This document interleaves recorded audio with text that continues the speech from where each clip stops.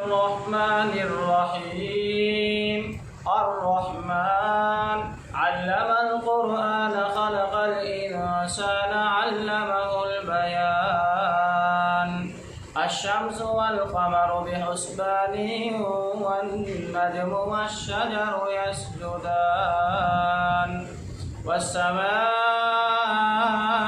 رفعها ووضع الميزان ألا تطغوا في الميزان وأقيموا الوزن بالقسط ولا تخسروا الميزان والأرض وضعها للأنام فيها فاكهة والنخل ذات الأكمام والحب ذو العصف والريحان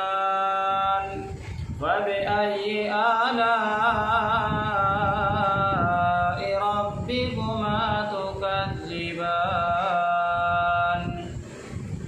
خلق الإنسان من صلصال كالفخار وخلق الجان من مارج من نار فبأي آلاء ربكما تكذبان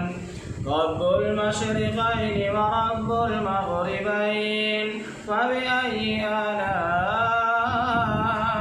ربكما تكذبان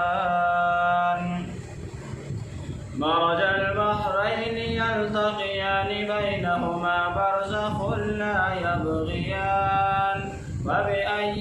آلاء ربكما تكذبان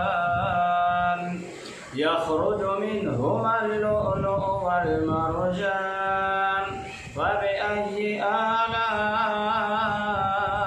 ربكما تكذبان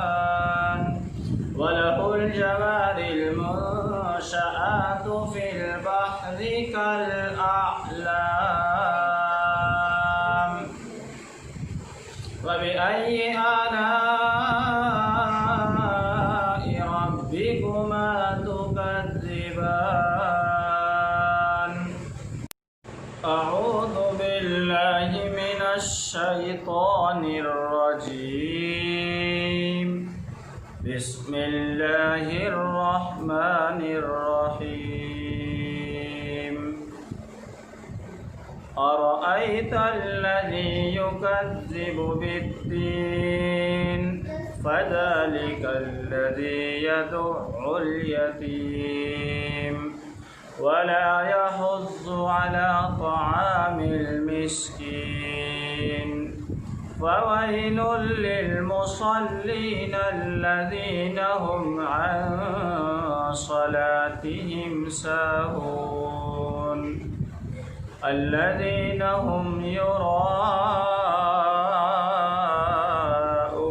ويمنعون الماعون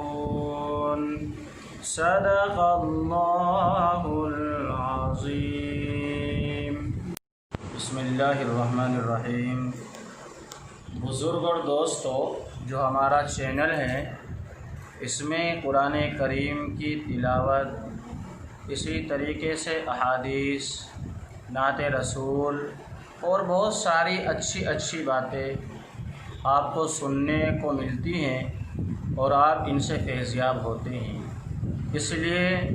हम तमाम अहले ग्रुप से जितने भी लोग हमारे साथ जुड़े हुए हैं उनसे दरख्वास्त करते हैं कि हमारे इस चैनल को